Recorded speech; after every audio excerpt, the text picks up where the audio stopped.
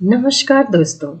कहिए, कैसे हैं आप सब। उम्मीद करती हूँ आप सब बहुत बहुत बहुत ही अच्छे होंगे। आपकी अपनी पसंदीदा कहानी में आपका स्वागत है।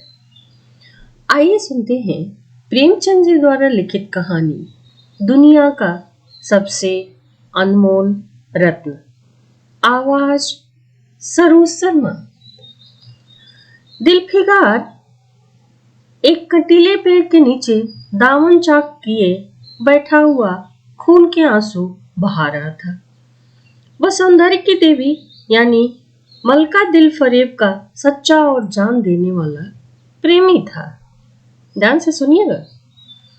उन प्रेमियों में न ही कोई इत्र फुलेल में बसकर और शानदार कपड़ों से सजकर आशिक के वेश में मासूकियत का दम भरने वाला। सीधे साधे भोले भाले फिदाइयों में जो जंगल और पहाड़ों से सर टकराते हैं और फरियाद मचाते फिरते हैं, दिल फरेब ने उससे कहा था, अगर तुम मेरा सच्चा प्रेमी है तो जा और दुनिया की सबसे अनमोल चीज लेकर मेरे दरबार में आ। तब तक मैं तुम्हें अपनी गुलामी में कबूल करूंगी। अगर तुझे वह चीज ना मिले तो खबरदार इधर रुख ना करना। रुख ना करना मतलब इधर आने की हिम्मत मत करना, वरना सूली पर तुझे चढ़वा दूंगी। दिल फिराक को अपनी भावनाओं के प्रदर्शन का, शिकवे शिकायत का, प्रेमिका के सौंदर्य दर्शन का तनिक भी अवसर न दिया गया, बल्कि दिल फरेब ने जो ही यह फैसला सुनाया, उसके चौकीदारों ने गरीब दिलफिगार को धक्के देकर बाहर निकाल दिया। और आज 3 दिन से यह आफत का मारा आदमी बेचारा उसी कटीले पेड़ के नीचे, उसी भयानक मैदान में बैठा हुआ यह सोच रहा है कि क्या करूं और क्या ना करूं। दुनिया की सबसे अनमोल चीज मुझको कैसे मिलेगी? यह नामुमकिन है। और वह है भी क्या चीज, मुझे भी तो नहीं पता। कारू का खजाना, आबे हयात, खुसरो का ताज, जामे जम, या तख्ते ताऊद, या परवेज की दौलत? नहीं नहीं नहीं, यह चीजें हरगिज नहीं होंगी। दुनिया में जरूर ही इससे भी कोई महंगी चीज होगी और इससे भी अनमोल चीजें मौजूद हैं, मगर वो है क्या? कैसे पता करूं? कहां से मैं लाऊं और कैसे मिलेगी वो? या खुदा, मेरी मुश्किल क्यों नहीं आसान होती? यही सोचते हुए दिल फिगार इन्हीं ख्यालों में चक्कर खा रहा था और अक्ल कुछ काम नहीं कर रही थी। मुनीर शामी को हातिम सा मददगार मिल गया। अचानक उसे कुछ मददगार मिल गया। ऐ काश कोई मेरा भी मददगार हो जाता। और बोलता है, ऐ काश मुझे भी उस चीज का जो दुनिया की सबसे बेशकीमती चीज है नाम बदला देता। भला से वह चीज हाथ न आती, मगर मुझे इतना तो मालूम हो जाता कि वह किस किस्म की चीज है। मैं घड़े दरबार मोती की खोज में जा सकता हूं। मैं समुंदर का गीत, पत्थर का दिल, मौत की आवाज और इससे भी ज्यादा बेनिशान चीजों की तलाश में कमर कस सकता हूं, मगर दुनिया की सबसे अनमोल चीज, यह मेरी कल्पना की उड़ान से बहुत ही ऊपर है। आसमान पर तारे निकल आए थे। दिल फिगार एकाएक खुदा का नाम लेकर उठा और एक तरफ को चलकर खड़ा हो गया। भूखा, प्यासा, नंगे बदन, थकान से बहुत ही चूर, वह बरसों वीरानों और आबादियों की खाक छानता रहा। चारों तरफ घूमते घूमते उसके तलवे कांटों से छलनी हो गए थे। शरीर में हड्डियां ही हड्डियां दिखाई देने लगी थी, मगर वह चीज को दुनिया की सबसे बेकीमती चीज थी न मिले और न उसका कुछ निशान ही मिला। घूमते घूमते एक रोज वह भूलता भटकता एक मैदान से निकला, जहां हजारों आदमी गोल बांधे खड़े हुए थे। बीच में कई अमामे और चोंगे वाले दड़ियाल काजी अफसरी शान से बैठे हुए आपस में कुछ सलाह मशविरा कर रहे थे। और इस जमात से जरा दूर एक सूली खड़ी थी, दिल फिगार कुछ तो कमजोरी की वजह से, कुछ यहाँ की कैफियत देखने के इरादे से वहीं पे ठिठक गया। क्या देखता है? आगे वो देखता है कि कई लोग नंगी तलवारें लिए एक कैदी को, जिसके हाथ पैर में जंजीरें थी, पकड़े चले आ रहे हैं। सूली के पास पहुंचकर वह सिपाही रुक गए और कैदी की हथकड़ियां, बेड़ियां सब उतार दी गईं। इस अभागे आदमी का दामन सैकड़ों बेगुनाहों के खून से के छींटों से रंगे हुए थे और उसका दिल नेकी के ख्याल और रहम की आवाज से जरा भी परिचित न था। उसे काला चोर कहा जाता था। सिपाहियों ने उसे सूली के तख्ते पर खड़ा कर दिया। मौत की फांसी उसकी गर्दन में डाल दी गई और जल्लादों ने तख्ता खींचने का इरादा किया कि वह अभागा मुजरिम चीख कर बोला, खुदा के वास्ते मुझे एक पल के लिए फांसी से उतार दो। वह आदमी जब फांसी चढ़ने वाली थी तो वो बहुत ही तेज आवाज में बोला कि खुदा के वास्ते मुझे एक पल के लिए फांसी से उतार दो, ताकि मैं अपने दिल के आखिरी आरजू निकाल लूं। यह सुनते ही चारों तरफ सन्नाटा छा गया। लोग अचंभे में आकर एक दूसरे को देखने लगे। काजियों ने एक मरने वाले आदमी की अंतिम याचना को रद्द करना उचित न समझा और बदनसीब पापी काला चोर जरा देर के लिए फांसी से उतार दिया गया। इसी भीड़ में एक खूबसूरत भोला भाला लड़का एक छड़ी पर सवार होकर अपने पैरों पर उछल उछल फर्जी घोड़ा दौड़ा रहा था। बच्चा क्या किया था, दोनों पैरों के बीच में एक लकड़ी को फंसा लिया था और उसी पर घोड़े के आकार से अपने पैरों से फुदक रहा था और अपनी सादगी की दुनिया में ऐसा मगन था कि जैसे वह इस वक्त सचमुच किसी अरबी घोड़े का सवार कर रहा है। उसका चेहरा उस सच्ची खुशी से कमल की तरह खिला हुआ था। वो बच्चा बहुत ही खुश था। बचपन में जो मिल गया उसमें जब आप धुन में मस्त हैं तो उससे बड़ी खुशी कुछ भी नहीं होती है, जो चंद दिनों के लिए बचपन में ही शामिल होती है और जिसकी याद हमको मरते दम तक बनी रहती है। उसका दिल अभी तक पाप की गर्द और धूल से अछूता था। वो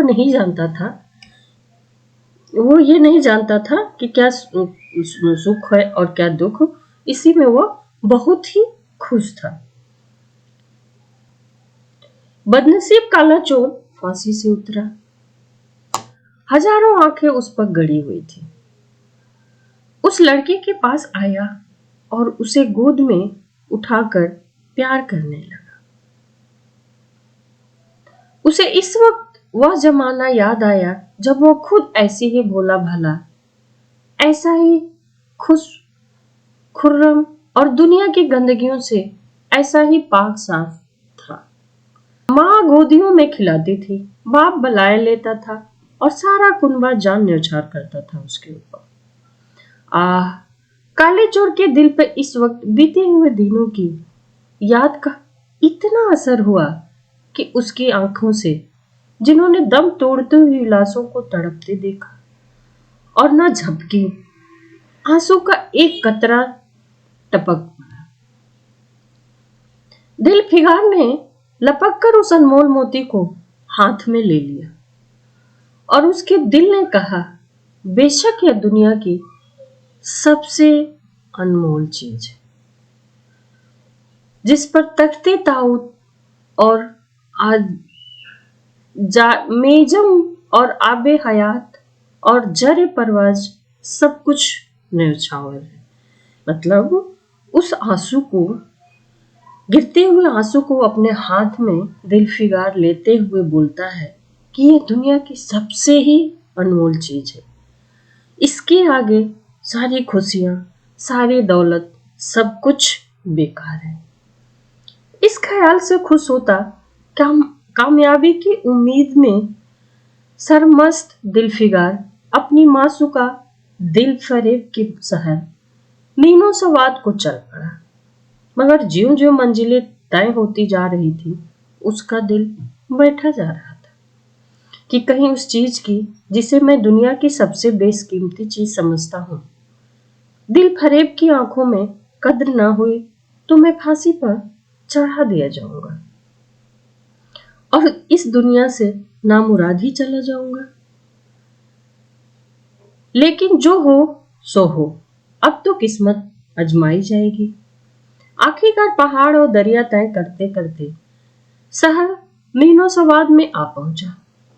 दिल फरेब की ड्योढ़ी पर जाकर विनती की कि थकान से टूटा हुआ दिल फिगार खुदा के फजल से हुक्म की तामील करके आया है और आपके कदम को चूमना चाहता है।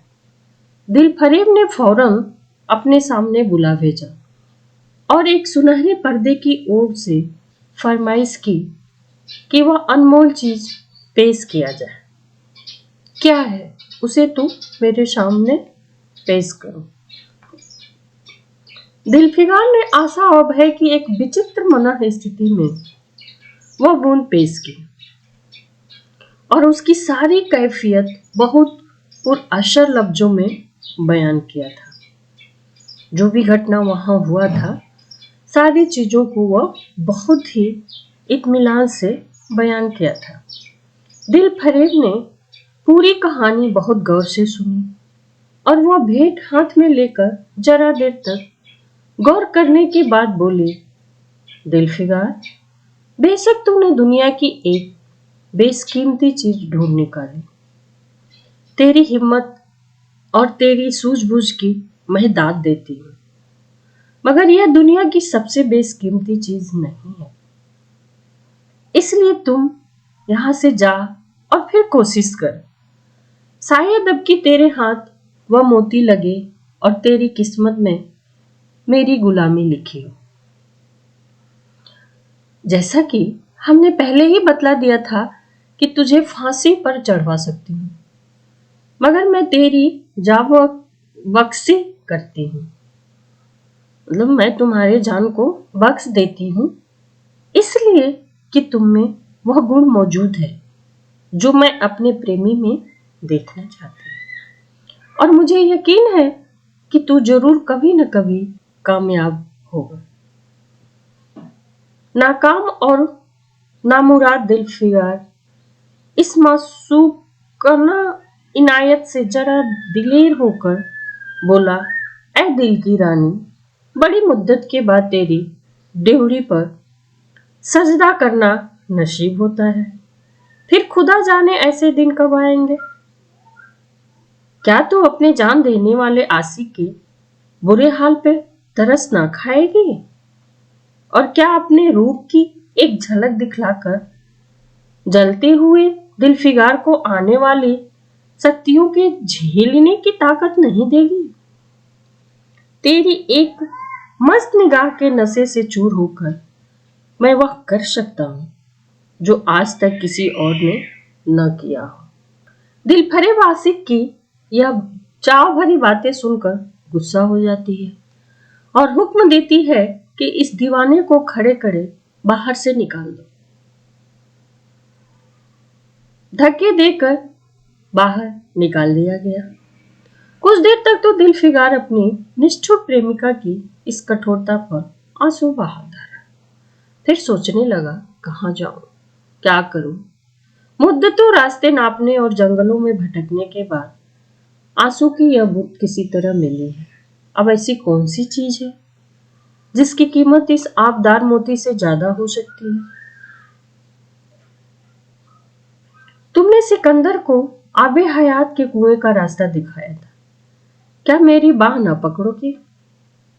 सिकंदर सारी दुनिया का मालिक था, मैं तो एक बेघर बार मुसाफिर हूं। तुमने कितनी ही डूबती किश्तियों को किनारे लगाई, मुझ गरीब का बेड़ा पार लगा खुदा। ऐ खुदा, मेरे ऊपर थोड़ी सी रहम कर। दिलफिगार ने पूरब से पश्चिम तक और उत्तर से दक्षिण तक कितने ही जंगलों और वीरानों के खाक छान मारे। कभी बर्फीली चोटियां, कभी डरावनी चोटियां, भटकता हुआ फिरा, मगर जिस चीज की धुन थी वह न मिली। यहां तक कि उसका शरीर हड्डियों का एक ढांचा बनकर रह गया था। एक दिन वह शाम के वक्त किसी नदी के किनारे बहुत ही बेहाल पड़ा हुआ था। बेखुदी के नशे से चौंका तो देखता है कि चंदन की एक चिता बनी हुई है। उस पर एक युवती सुहागन के जोड़े पहने 16 श्रृंगार किए बैठी हुई है। उसकी जांग पर उसके प्यारे पति का सर है। हजारों आदमी गोल बांधे खड़े हैं, फूलों की वर्षा कर रहे हैं। एकाएक चिता में से खुद ब खुद एक लपट उठी। सती का चेहरा उस वक्त एक पवित्र भाव से आलोकित हो गया था। चिता की पवित्र लपटें उसके गले से लिपट गई और दम के दम में वह फूल सा शरीर राख का ढेर हो गया। प्रेमिका ने अपने को प्रेमी पर न्यौछावर कर दिया था। दो प्रेमियों के सच्चे पवित्र अमर प्रेम की अंतिम लीला आंख से पल भर में ओझल हो गई। जब सब लोग अपने घरों को लौटे तो दिलफिगार चुपके से उठा और अपने चाक दामन कुर्ते में यह राख ढेर समेट लिया। मुट्ठी भर राख को दुनिया की सबसे अनमोल चीज समझता था। सफलता के नशे में चूर चल पड़ा। अब की ज्यों ज्यों वो अपनी मंजिल के करीब जाता था, उसकी हिम्मतें बढ़ती जाती थी।